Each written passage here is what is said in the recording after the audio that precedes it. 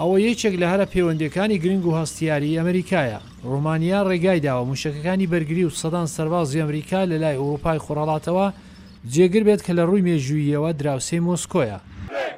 دوایینجار جەماوەرێکی ئاوا زۆر لە بوخارست کۆبوونەوە بۆ ئەوەی ڕێبەری کۆمۆنیست نیکۆلای چاوسێشکۆ لە سەردەسەڵات لابەرن. توێژێنەران دەڵێن ڕۆژاواتی تر ناتوانێت گرفتی گەندەڵی ڕۆمانیا پشتگوێ بخات.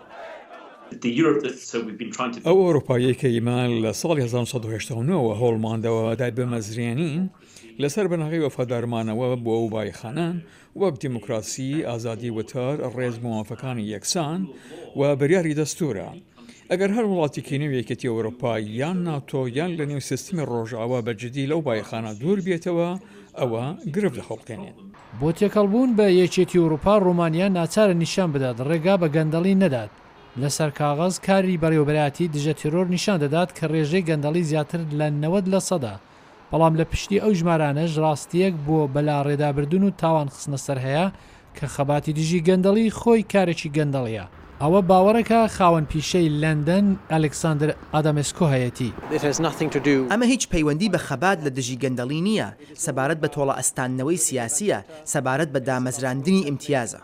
بابی ئادامسکۆ خاوەنی ڕۆژنامەیەکی ئۆپۆزیسیۆن بوو، ئەو دوای ئەوە مرد کە بە تاوانەکانی گەندەڵی بند کرا و ئەو تاوانانەی کە داکۆچیکارانی مافەکانی مرۆڤ ئیدعا دەکەن هاندەری سیاسی لە پشت بوون.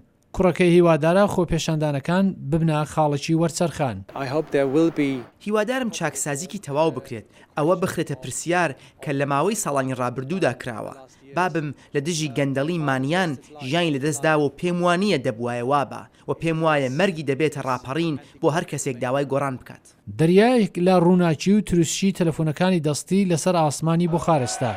فەیسبوک، تویتر و میدیاکانی تری کۆمەڵایەتی یارمەتیان کرد 9 میلیۆن کەس بێنە سەر شەقام و ڕێگای تیش خستنە سەر لایانی ڕەشتری هەوڵەکانی دژە گەندەڵی ئێستا دوو ڕێیانیان بۆ ڕۆژاوا پێکێناوە کە ئەمریکا و یەکێتی ئەوروپا ستایشیان کردووە.